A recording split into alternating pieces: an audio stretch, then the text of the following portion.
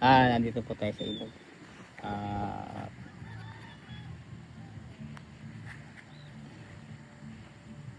Namamanti ho.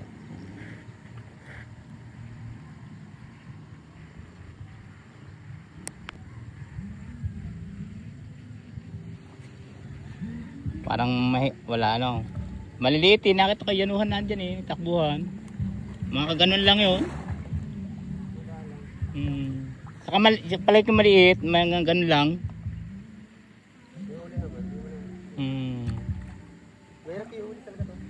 Ano ba yan? 7? 5. Oo, malalaki. Malalaki yan. Ano ba? Ganyan ang panty ko nung una eh. Wala naman yun dyan eh. Dyan sa akin sa bahay. Sinabit ko sa bintana eh. Wag na umasa. Nadukot.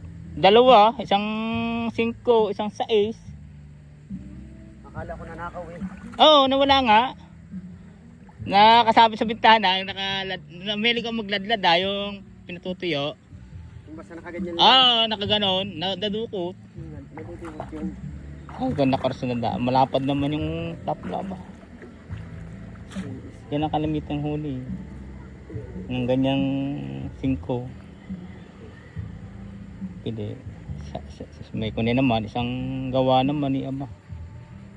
Kaso nga lang ito eh. Maka 3 o maka 4 ka Aba, lang. oo. Uwi na. Ulam na eh.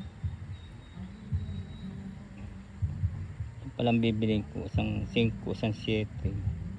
Mura-mura yan eh. Kaysa doon sa mga 8 Gs. Kaya naman ako nabili ng Gs yung saan ayungin. Oo, pag nagtagayungin. Doon sa 9 dahil ko rin nahuhuling ayungin na. Malit pa rin sukat yun. Nakakahuli ako noon.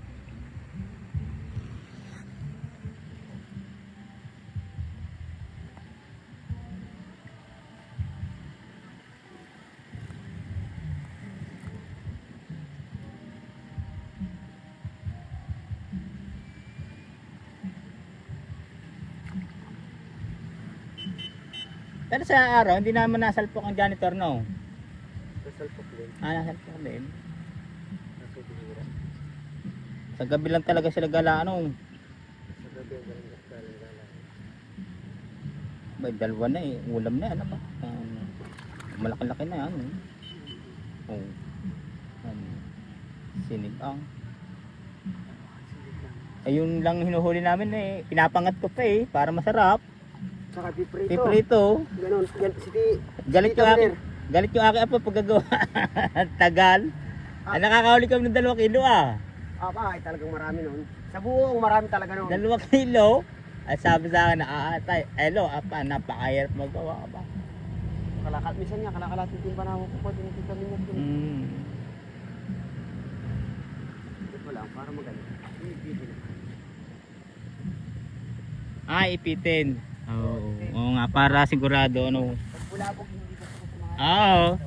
Ganun din ang gawa ko noon. Sinisisid. Kaso hirap ako na ba. Sa dibdib na. Sa gabi hirap ako ba. Kasi sisid. Iipitin no.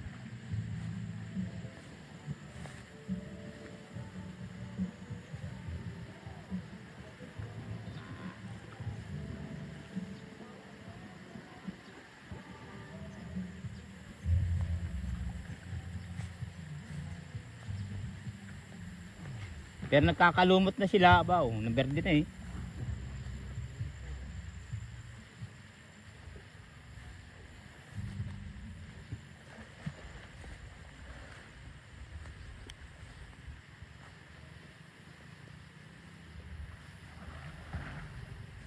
Nandito po tayo sa ilog.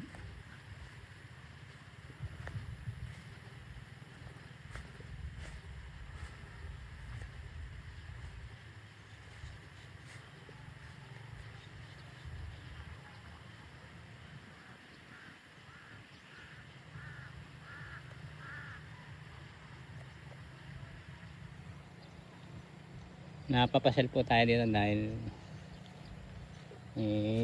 nilakad po tayo na nagsisimila ho ng baka, kaya ho tayo napapunta rito.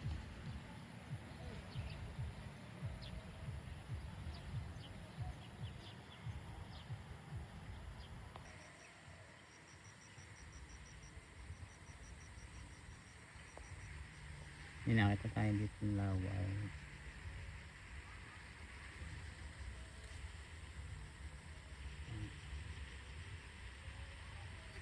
Kahit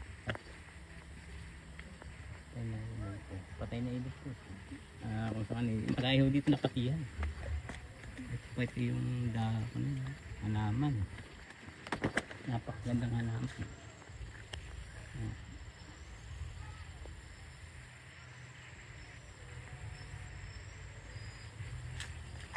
Hindi po nakakasing puti.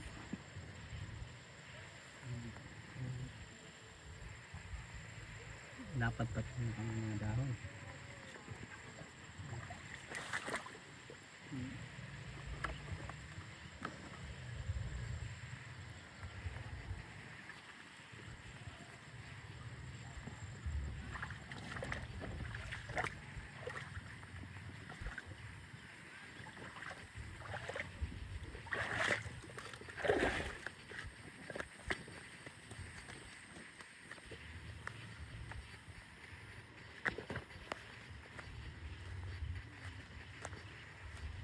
Yung ganito mga kalikasan, napakaganda po.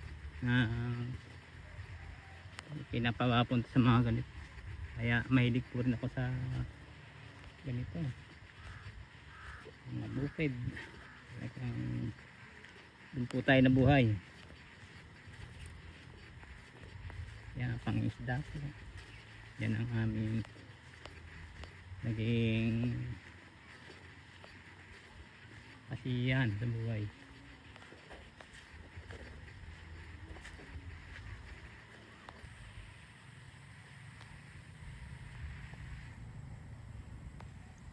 Meron po dito nakabukod na bukal. Ito, titingnan po natin kung may isda. May isda po din. Ang dami. Hindi po pala dito ang bukal. Pero malayo po ito sa ilog, hiwalay. Kung sa kanya nga po meron nga pahiwalay na isda. Marami din po. Ang alam maliliit po sila. Kasi nga po nakakulong. Hindi laya.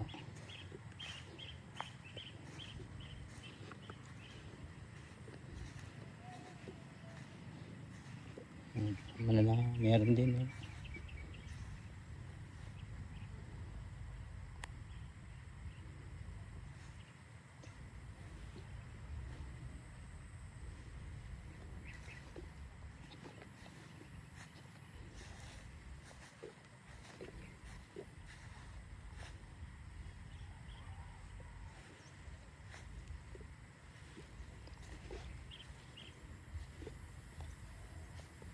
Meron din isda. Ayun.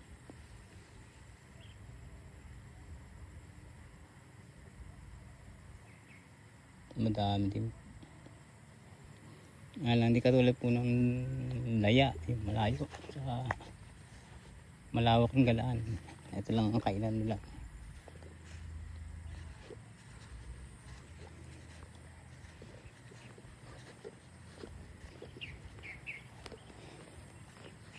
Ito po yung lugar na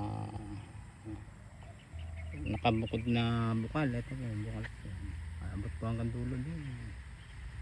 Ito po yung dulo.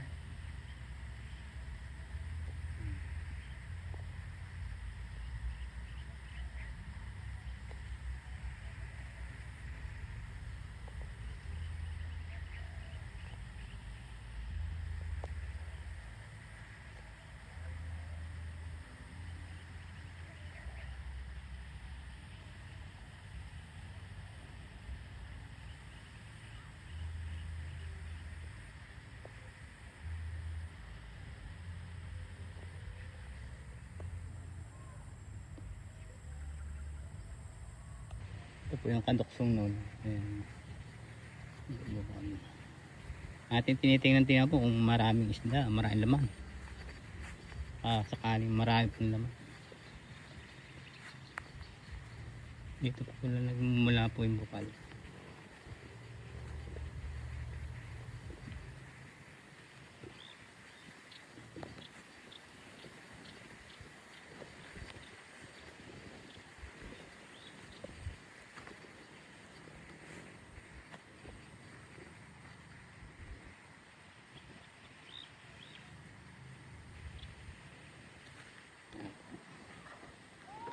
Yan po yung adukso ng bukal na yan. Dulong ito. Ganda sa dulo po doon.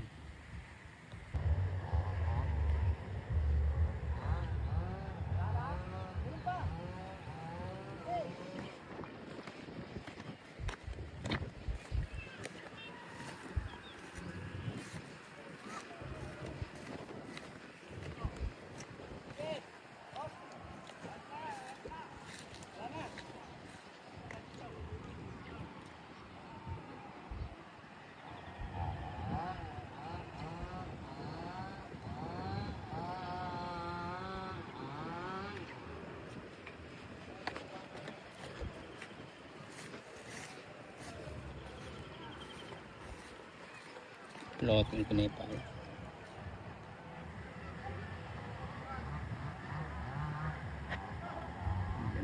Nasa ibang ito.